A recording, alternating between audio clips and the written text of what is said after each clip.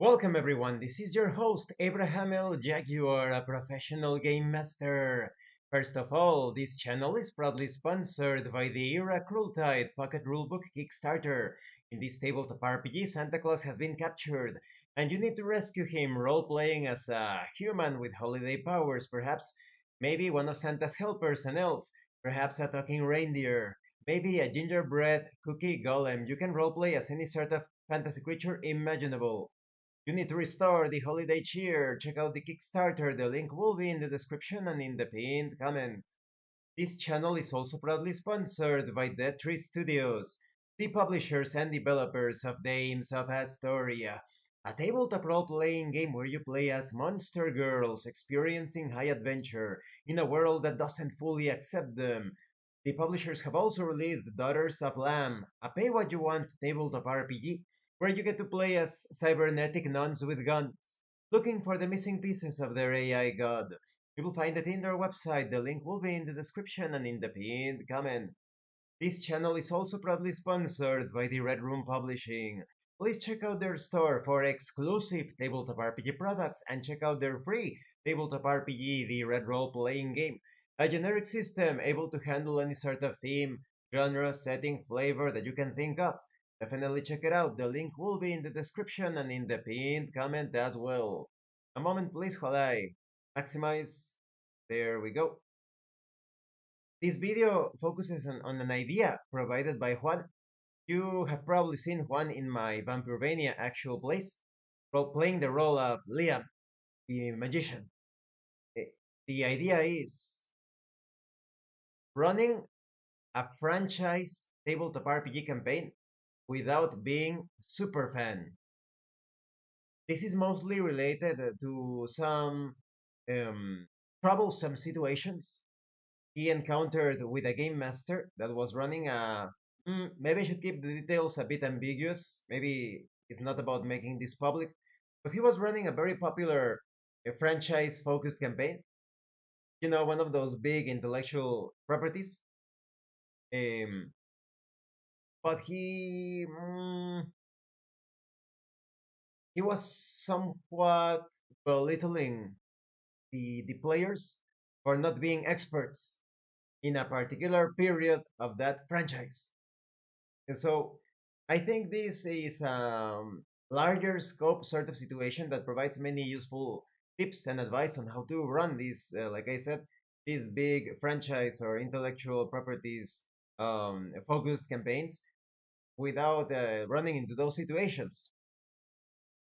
On the game master side, it is perfectly viable for you to run pretty much any famous fictional or fantasy world.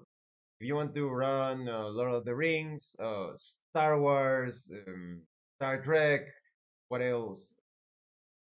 One of those video game focused like well, there aren't too many like large video games. Perhaps you could say Dark Souls, but that game has some things that need to be corrected, especially on the quality side of things. But pretty much any franchise. Just look behind me, right? You have the Electric Estate.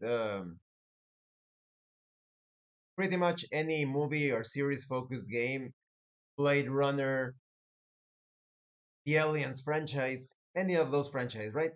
They people love to play those franchises because they are so well established. The game world, the universe, the entirety of the setting has already been perfectly or almost perfectly built up for you. If you are looking for a particular place, individual, object related to that game world, everything is already prepared for you.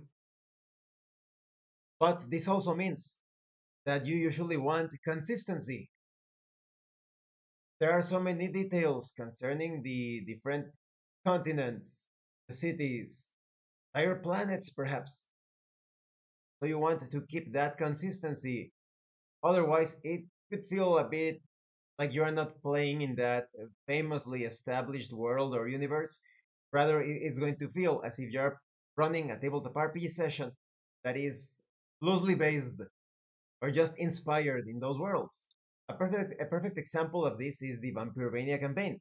This is not a Castlevania official or unofficial game. Vampirevania has Nachtlandia, which is a bit like a fictional version of the fantasy version of Transylvania that has been seen in Castlevania, you see, or even not other parts of the world. If you wanted to run Vampirevania in other real world adjacent places from a fictional standpoint, you could also do that. But back to those game worlds, like you want to run, let's say, a game in the Alien universe or Star Wars universe or in Middle Earth. So you have so many things to consider. How can you expect everybody to keep consistency in their role playing? On the part of the game master, like I said, you don't need to watch all of the movies or read all of the books. It certainly helps if you're familiar with them, but usually a good tabletop RPG book gives you a bit of an overview or a grand tour of the setting. So you only need to read that section as a game master. I would consider it a must to read that section so that you get a general idea. But if you think that there are some key elements that should be consistent, such as a particular famous ruler of a place or a very infamous adventure site, a very useful sci fi vehicle, a very powerful weapon that is integral, essential to the setting, like the ring, right? The ring from the Lord of the Rings. You want the ring that was created by Sauron to be as perfectly close to the original concept, right? You could perhaps modify it, but make sure that you notify players beforehand because everyone expects the ring to provide the power of invisibility, to have these corruption effects upon you. So those things are need to be, they need consistency, they need to be applied. But as a game master, you don't need to memorize all of it. Just keep a few notes, perhaps a few post-it notes, a few make a few entries on the things that you would consider essential to the franchise, correct? To the intellectual property, to the established fictional setting. And everything else flows from there. You don't need to stick completely to the precise way a fictional universe proceeds in one of those movies, in one of those series, but you do want that consistency. But how? But I mean, now we have another potentially, like I said, a troublesome area. In Juan's case, he mentioned how like the game master was a bit like based on what he was saying, acting a bit elitist, superior, disdainful could be the term disdainful towards the other players because they were not experts in that particular game world's universe or in a few aspects of them, I would say, of that universe, of the places they were exploring and the factions they were interacting with. Well, that must be made clear. I think it is perfectly at the very start, it is perfectly logical to during the session zero, if you have a session zero, or if you are organizing things through Discord, make it clear in the channels or in the ad when you are about to run the campaign. If you are promoting the campaign, make it perfectly clear, something like you must be an expert in this or that aspect of the established setting. But I would say that's a very difficult approach because even so-called experts miss things here and there. So if you are looking for absolute experts in the subject matter of the franchise or the intellectual property, you're going to run into many situations where the players try to display their superiority to the others, like, oh, you forgot this detail. Oh, that is incorrect because you forgot this or that. Even if you don't interrupt the roleplay during the session, before or after the session, there could be long-winded discussions trying to make sure that everybody's at the same level of the lore, right? Of the established lore. So for starters, I would recommend that you never look for experts in the different famous settings. You just want people that are enthusiastic about learning about such worlds, concerning such universes, worlds, continents, planets, cities. In the case of that game master that scoffs at the idea of the other players, at even of them not being consistent when it comes to the lore, the established lore, you have two ways of handling this. Like I said, don't look for experts, but as a game master, present them some source material and make it clear that everybody must be familiar with this or that source material in order to play. No experts, don't look for experts. Like if you want everybody to know that about the ring in the Lord of the Rings, maybe you're playing an age after the entire World of the Ring happened, and it's common knowledge to a lot of people what was going on with Sauron and the ring. Make sure that they are knowledgeable about that. Give them the passages to read in a particular book, or watch this movie of the trilogy, etc. Right? Or it could be anything, or even write yourself, write a small summary of what happened. So as long as everybody has gotten into the social contract that yes, I am going to read what is going on with the ring, etc. Whatever the case, then that is to be expected, right? But don't go beyond the essentials. But I would prefer a different approach as well. Give them a loose overview of the setting. You could tell them, oh, if you want, they read Lord of the Rings. Let's say Lord of the Rings, right? If, but if not, you only need to know this and that. Or if you're playing a game based on a particular book, there is this tabletop RPG based on Bram Stoker's Dracula. I forget the name. It's by the same publisher of SLA Industries. It looks really good. Mm, you could have them read the entire Dracula novel, or tell them to read the Wikipedia summary or something, right? At the very least, or a documentary on YouTube. Watch the documentary. But what if during the session one of the players commits a faux pas, an error? He mentions something that he thinks his character is knowledgeable about, but they are not knowledgeable about that, or they have incorrect knowledge. As a game master, there is no need to, how you say, lose your patience, belittle the players.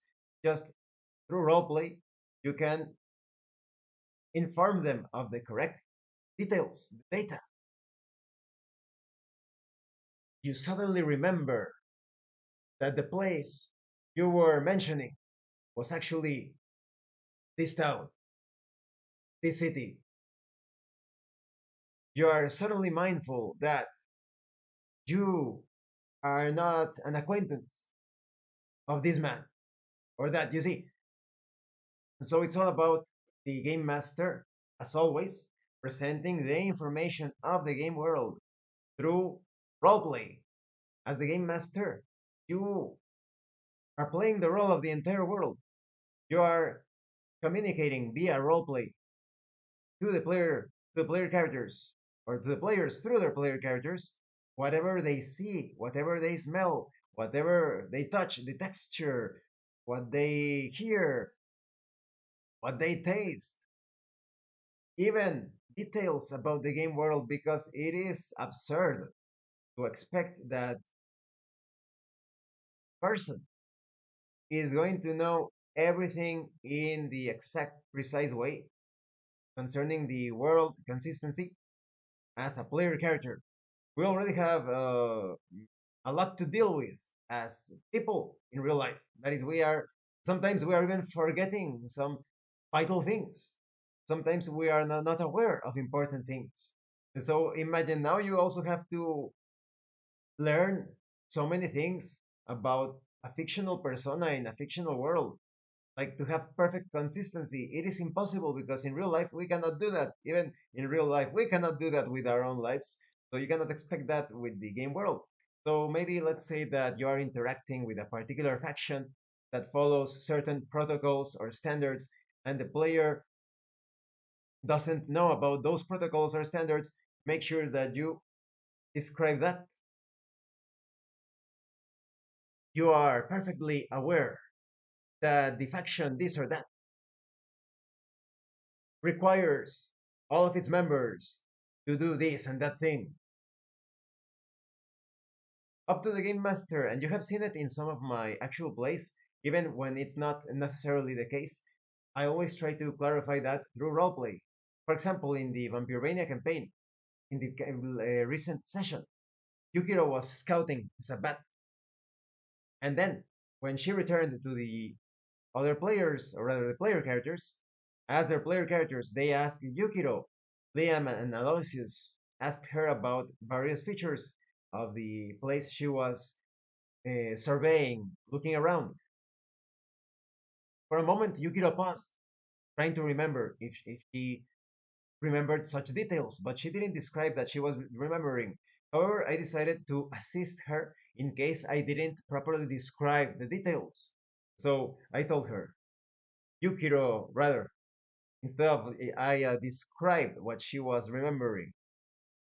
Yukiro could not remember such a thing. Yukiro did not spot that thing during her flight.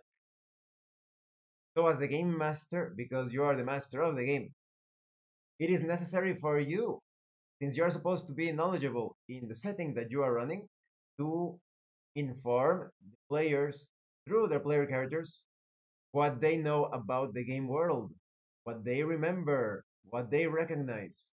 It is much better for everybody to become familiar with the game world, with the setting, as according to the sources provided by the game master.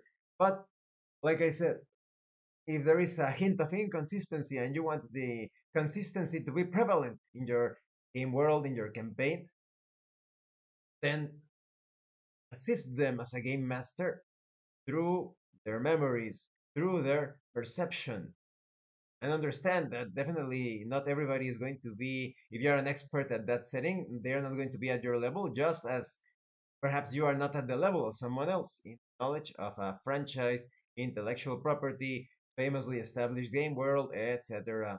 So, Juan, great topic for a video. It gave a lot to talk about, correct? So, thank you to Juan for his idea, and thank you to everyone else for watching this video. And thank you so much to those of you that are going the extra mile to support the channel. If anyone else wishes to further support the channel, consider joining as a member. The super thanks button. Like, subscribe, take a look at the information in the description and in the pinned comment. This has been your host, Abraham L. Jaguar, a professional game master, and remember, in tabletop role-playing games, it's not about what you want your characters to do. It's about what your characters are doing. Once again, thank you and see you later.